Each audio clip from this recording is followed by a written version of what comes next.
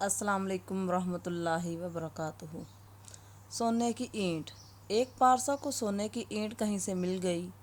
دنیا کی اس دولت نے اس کے نور باطن کی دولت چھین لی، اور وہ ساری رات یہی سوچتا رہا کہ اب میں سنگ مرمر کی ایک عالی شان حویلی بنواؤں گا، بہت سے نوکر چاکر رکھوں گا، عمدہ عمدہ کھانے کھاؤں گا اور اعلیٰ درجے کی پوشاک سلواؤں گا۔ غرض تمول کے خیال نے اسے دیوانہ بنا دیا۔ نہ کھانا پینا یاد رہا، نہ ذکر حق یاد رہا۔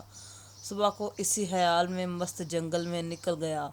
وہاں دیکھا کہ ایک شخص ایک قبر پر مٹی گوندھ رہا ہے تاکہ اس سے اینٹیں بنائے۔ یہ نظارہ دیکھ کر پارسا کی آنکھیں کھل گئیں اور اس کو خیال آیا کہ مرنے کے بعد میری قبر کی مٹی سے بھی لوگ اینٹیں بنائیں گے۔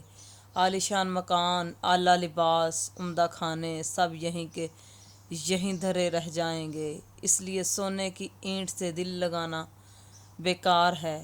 ہاں، دل لگانا ہے تو اپنے خالق حقیقی سے لگائیں۔ یہ سوچ کر اس نے سونے کی اینٹ کہیں پھینک دی اور پھر سے پہلے کی طرح زہد و قناعت کی زندگی بسر کرنے لگا۔